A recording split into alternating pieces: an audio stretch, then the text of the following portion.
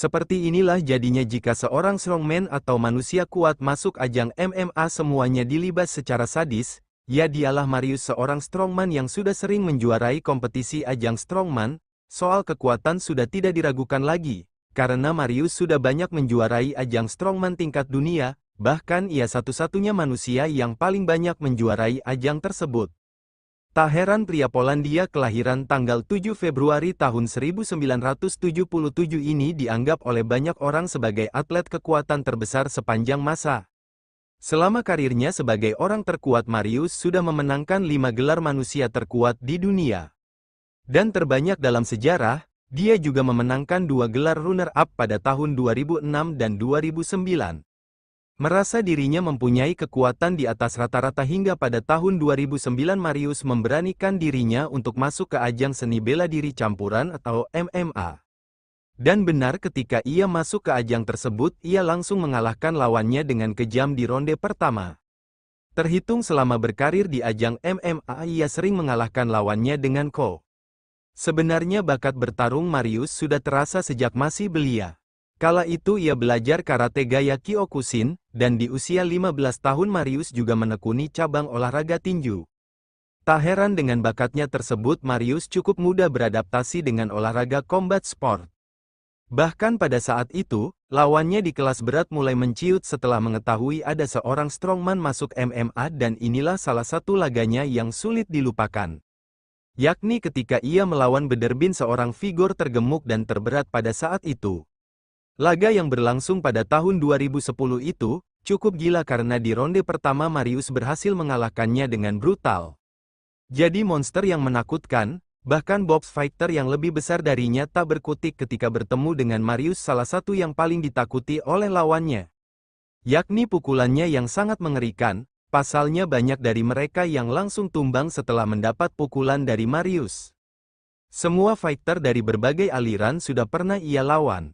Salah satunya yakni Ros Gracia, seorang fighter beraliran Brazilian Jiu-Jitsu dan Judo. Pernah ia tumbangkan, di laga ini Marius berhasil mengalahkannya dengan sadis di ronde pertama. Meski usia Marius saat ini sudah 45 tahun namun ia masih enggan untuk pensiun dari dunia MMA. Bahkan pada bulan Mei tahun 2022 kemarin, ia masih mampu berlaga di atas oktagon dan melawan Materla.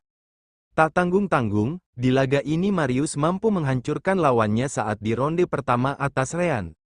Itu bisa dibilang Marius adalah fighter tua, tua keladi semakin tua semakin menjadi. Salah satu bukti jika Marius adalah fighter tua dan terkuat yakni ketika kita melihat laga-laga terakhirnya terhitung sejak tahun 2019 ia belum tersentuh kekalahan dari 5 laganya. Bahkan lawannya rata-rata usianya jauh lebih muda darinya. Namun di tangan sang strongman semuanya tak ada apa-apanya salah satunya yakni Jun. Pada saat itu Jun masih berusia 29 tahun, sedangkan Marius sudah berusia 42 tahun. Apalagi Jun belum pernah mengalami kekalahan dan semua orang percaya bahwa Marius akan menemui kekalahan saat berhadapan dengannya. Dan benar di ronde pertama ini Jun mampu bertahan dari serangan strong. Marius tak terkecuali di ronde kedua. Awalnya ia mampu membuat strongman kewalahan dan hampir saja mengalahkannya.